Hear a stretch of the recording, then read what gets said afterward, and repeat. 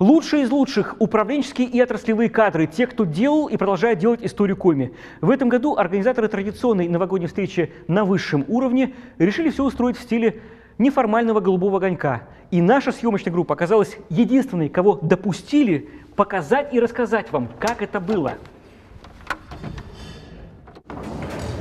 Уважаемые наши ветераны, дорогие друзья, я рад сегодня приветствовать вас в канун Нового года в этом зале. И хотел бы в первую очередь искренне вас поблагодарить за годы вашей самоотверженной работы, служения нашей Родине и, конечно, за уникальные, порою небывалые результаты, которые вы своим трудом демонстрировали в подтверждение любви и заботы о процветании нашей республики. Вот писатель, агроном, авиатор и шахтер. Каждый приглашенный по-настоящему олицетворение нации. Их заслугами и действиями гордится республика. На кого-то выпала фундаментальная эпоха первых строек, на кого-то сложное время перемен. Вячеслав Иванович Худяев 7 лет возглавлял Совет министров. В 1994-м выступил основным соперником Юрия Спиридонова на первых выборах главы Коми. Его период – это когда события развивались аврально и стремительно. Не хватало товаров первой необходимости, и никто не знал, что будет завтра. А вот в следующие 8 лет Худяев уже в должности главного дорожника реформировал отрасль. И мне хочется, честно говоря, вам, всем жителям республики, пожелать добра. Добра, здоровья, удачи, как я говорил. Надо, чтобы всегда рядом с вами шла и была удача. С Новым годом вас! С праздником!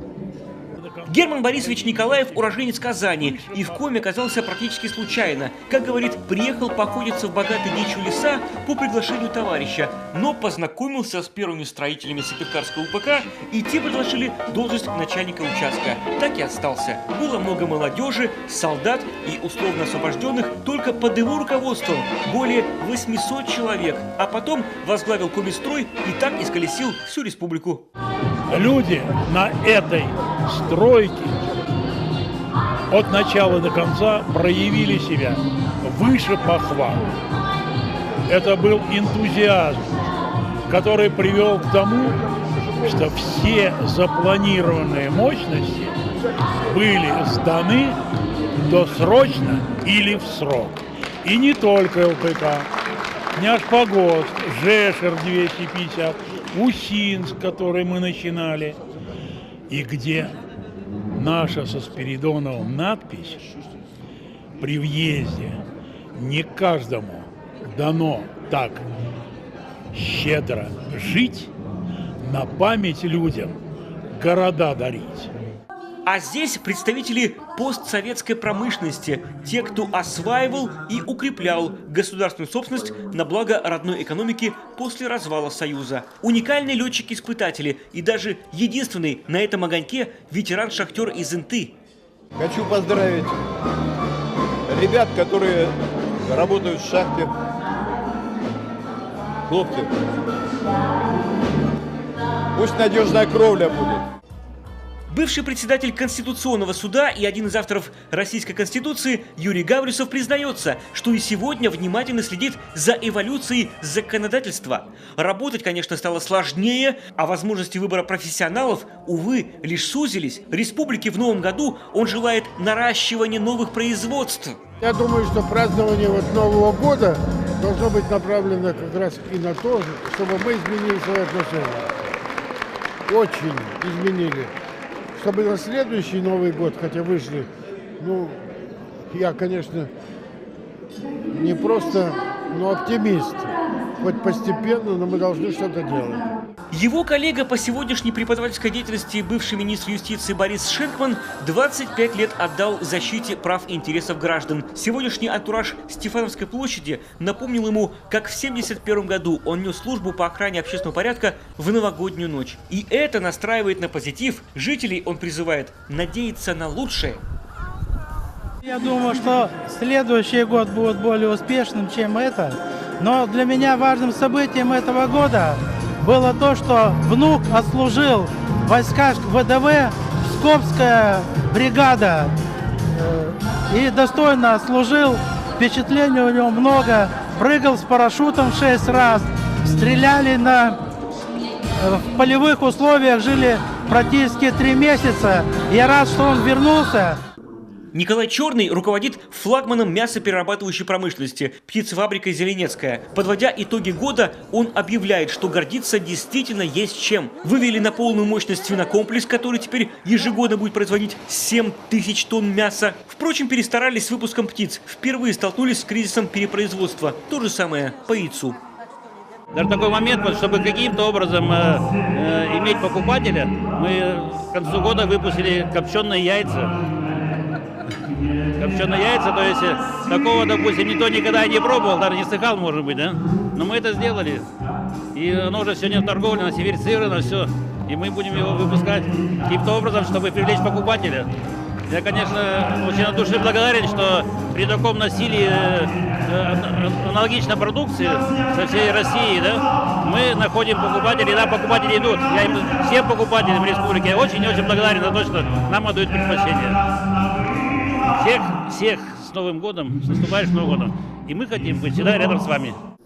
Писатель Елена Габова с мужем Петром Столповским в 2017-м выпустила книгу детских сказок «Между небом и морем» и сборник «Енишка рисует». Они уверены, сказки надо выпускать всегда, потому что это волшебство не только для детей. Чудеса иногда случаются, а этого порой так хочется. Следующий год будет год собаки. Это тоже сказка, это тоже миф. Так вот, я хочу сказать, что если кто-то вам будет говорить о том, что в год собаки нужно входить, помахивая хвостом и повизгивая, вы не верьте. Это Россия, мы россияне. Мы не умеем вилять хвостом, а за океаном очень ждут этого. Я хочу добавить, что в Новый год должно быть меньше политики. Поэтому, Петр Митрофанович, я все-таки хочу, что вот еще сказки должны быть, про сказку еще хочу сказать, что они должны быть задорными, веселыми, смешными. Вот в этой книжке сказки смешные, дети улыбнутся. И вот давайте за то, чтобы улыбок было больше. Санкции, они пусть там остаются где-то вне Нового года. Новый год – это чудеса. А наш олимпиец Василий Рочев все же продолжает тему политики, называя главным итогом года наше отстранение от участия в зимней Олимпиаде 2018. Он уверен, решение несправедливое, и в конце концов наших спортсменов оправдают, но время будет, увы, упущено. Я сам выступал в Америке, когда наших не пускали после ввода советских войск в Афганистан. Бойкот объявила Америка, и мы летели, вся команда летела через Монреаль. Мы выступали, я выступал сам лично на самой первой дистанции Олимпийских игр, это лыжные гонки. В 2 часа ночи открытие закончилось, а в 8 утра у нас был старт. И когда мы стартовали, мертвая тишина была. Когда русский на старте стоял, мертвая тишина. У нас 3 круга было по 30, на 30 километров, по 10 километров.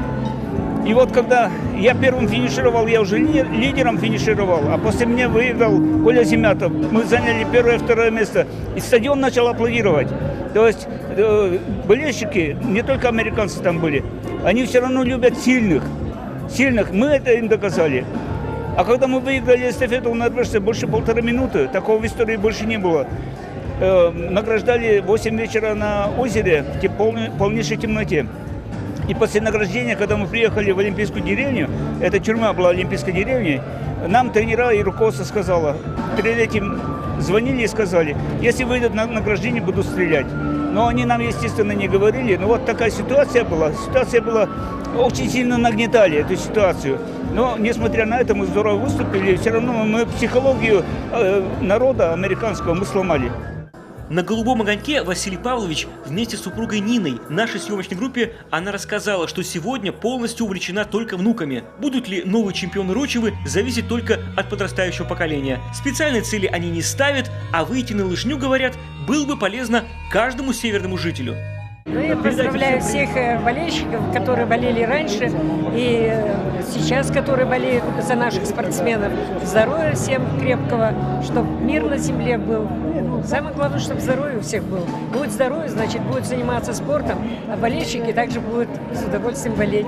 Глава Коми на этом событии постарался уделить внимание каждому гостю, ведь они – безусловные патриоты малой родины, желают и хотят, чтобы она росла и развивалась качественно. Может, оттого столь символично это новогоднее обращение. Вы те, кто своим трудом и сегодня своим участием приносит честь и славу нашей России.